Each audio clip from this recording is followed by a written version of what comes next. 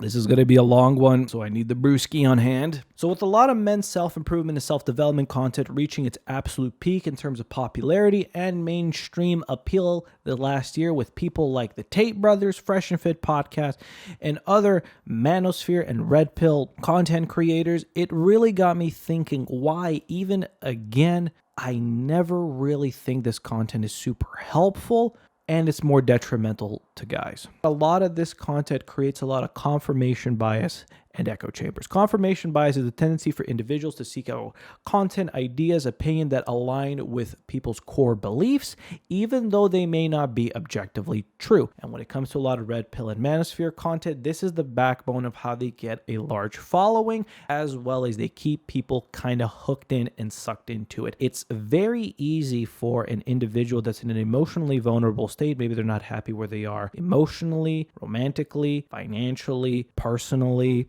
to really start to agree with a lot of content that makes them out to be this, like, it's not your fault, society's against you, women are against you because their standards are super high, that you're not doing anything wrong, you just got to tweak these little changes. They downplay the personal responsibility, make it seem like, oh, you just got to do these few simple things. And it's very easy for a lot of people to agree on stuff that involves blaming other people and taking less personal responsibility. Starts off with a person, you get a few people in there, you have now a support network of people who believe the same things you do, even though objectively it's not all there. And a lot of the creators, or cult leaders as I like to call them, use this as ammunition for peddling their message to keep you in that loop of believing this person knows what's up, and as well as peddling their products and services that are going to help you change and develop into what they would deem the ideal individual. But then again, a lot of them talk about unplugging from the modern matrix, how our modern society is all fucked and everything needs to change because of reason X, Y, and Z. Are you really unplugging from the matrix with this kind of content, or are you just unplugging from their current one to plug in one that makes you feel better about yourselves and not having to take any personal responsibility? Think about that for a second. Number 2, deceptively good points in isolation. A lot of times, a lot of their content is presented in this short form, bite-sized things from podcasts or interviews or whatever. And it is very easy for naive individuals, which most likely they target teens and very young adults, to think, oh, this guy obviously knows what he's talking about. Here's a video, is a very good valid point. Here's another one. And sometimes I even have to agree with that. Yes. Are there good points in isolation? Yes. But everyone can make a good point in isolation and have their overall argument and thesis and theory be completely wrong. That's why it's so important for you to really do your research, get that whole picture painted, which, yeah, does take a lot more time, effort, and energy, but you're going to get a conclusive, objective look at things versus being spoon-fed things in isolation that are nice and easy to gobble up. You agree with it and you move on. If everything is simple and easy and it feels too good to be true, that, oh, all I have to do is this, or, oh, these things are to blame for my issues. It's not me. It's a societal issue. Oh, it's women having standards for themselves. Are you really going to be that dense and that naive? Yes. Because if you're buying into this content, you're their perfect target. Because if you're already starting looking for the easy route, you are never going to improve, because this already you're taking a lack of personal responsibility. Number 3 is a lot of their messages and advice doesn't resonate with men that are moderately successful. If we take a look at a lot of the paradigms of financially well off, good looking, successful with women, however they define it depending on person to person, if you're already moderately successful in those 3 categories and you bring up valid points of why a lot of their stuff is just a lot of pandering to an ideology so they can gain a nice cult-like fan base, it doesn't really resonate with you. If you take a few men, let's say they're in their mid to late 20s, like a lot of my friends, a lot of them went to university, got a degree, or like myself, went to college. I'm a licensed healthcare professional. I do pretty well for myself. I have a 6-figure salary. A lot of my friends have a 6-figure salary. A lot of them are in happy, committed relationships and they're financially stable. What more do they need? Yes, they could want, anybody can want anything they want, doesn't mean you're going to get it. But if they're looking to take themselves to the next level and they see this type of content, it's just like, how can it help them if they're already, quote unquote, doing the things that, will make them great? It'll really show how in-depth their actual advice is, because it's very easy to tell somebody who's down completely bad in every single aspect that, oh yeah, you need to improve. No shit. But if you have somebody who's moderately successful or on the way there, how do you take them to that next level? So if a lot of this is oversimplified for guys who are very easy to help out because they're starting in a very bad position, how do you elevate somebody who's in a moderate or even good position? A lot of their messaging and advice just falls flat or is just hyperbole. Number 4 is they focus too much on selling you the dream and not the tools to achieve it. And this always has rubbed me the wrong way because everything that they do is super sensationalized, where they think if you just follow their advice, it's going to be hypercars, multi-million-dollar mansions and parties, bespoke 3-piece suits all the way through, and not a care in the world. That's all great. How many people are going to achieve that? Maybe nobody. But that is not the problem. Do you need to sensationalize things to get, attention, marketing, advertising? Yes. I'm not an idiot there. Is there anything wrong with sensationalized content and messaging? No.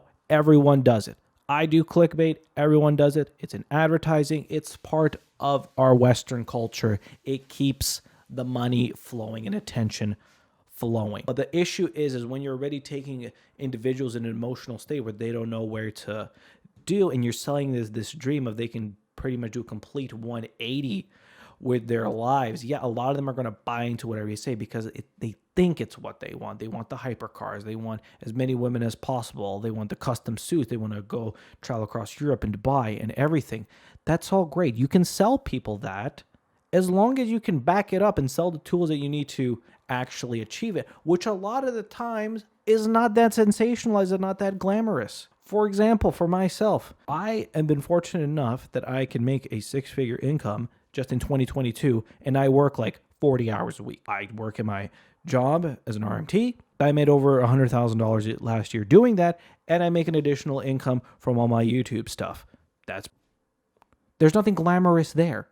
But does it work? Yes. Am I in a position where I'm a lot happier, a lot more secure in it? Yes, along with my career, which is doing fairly well into the 6 figures. Is a lot of it glamorous? What, going to school 4 years, a bunch of exams, 2 licensing exams, slowly building up a client list? Is that entertaining and sensational? No. Does it work? Yes.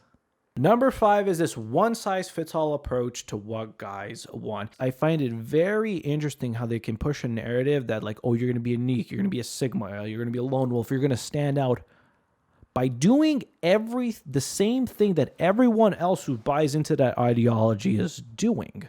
That you want the same goals, you want to be rich, successful, attractive, have women, hypercars, and everything. Guess what? If every guy is doing that, hypothetically speaking, then that's no longer valuable and rare. It's now commonplace. And this idea that all men out there want the same thing, it really shows a lack of understanding of what individuals actually want. Are there guys out there who want to be, promiscuous, live a bachelor, playboy-like lifestyle? Yes. And here in the West, you have the freedom to do so by all means. But to think that's what all guys want, it's really dumbs down and shows you how much they actually care about you guys, where they really don't. How many guys would be happy? They have a good, stable job, financially secure, money in the bank, investments doing well, attractive, loyal woman. How many people just want a simple, stable life where they can take time to enjoy the things that they like, go on vacation trip, and enjoy life, and they don't need all that flashy excess? There was an article I read where there's a lot of millionaires out there who, once they reach their wealth, they think, okay, I can no longer be this like low-key individual, which is why I'm such a big fan of stealth wealth. If you want to be rich and successful, by all means, but hide in plain sight, do the things that are true to your core values and make you happy. If you're a simple guy that I want to come home every night, I don't have to ever worry about bills or money ever again. I want to spend time with my kids, my partner, my dogs, and just chill and enjoy life. I want to drive a pickup truck. Don't care about changing the way I look. I'm happy and fulfilled, and I have reached my potential as a man. By all fucking means. There's a lot of guys out there. A client of mine that I was talking to this morning, his biggest aspiration in life is to own a farm so he can play with his dogs and play with his kids more often. To think everyone is wants this playboy millionaire lifestyle, it again appeals to emotionally vulnerable and still developing young men and teenagers, not grown-ass adults. And here you guys have it. 5 reasons why I believe that Manosphere content is extremely detrimental, why I don't talk about it, and you're much better off really not following it. If you guys enjoyed this video, hopefully you did. It was a bit of a doozy. That's why I need to get my beer over here. I'll just sip there. Let me know your opinion in the comments down below. This will definitely tickle some bellies here and get people a little bit fired up, but that's what I'm here for. Thank you all so much for watching. Be sure to hit that subscribe button if you watch this far into the video, because you're way more serious about dressing better, looking better, and ultimately being better. And subscribe for weekly style and self-improvement and self-care content. Thank you all so much for watching, and I hope to see you all in the next video. Peace.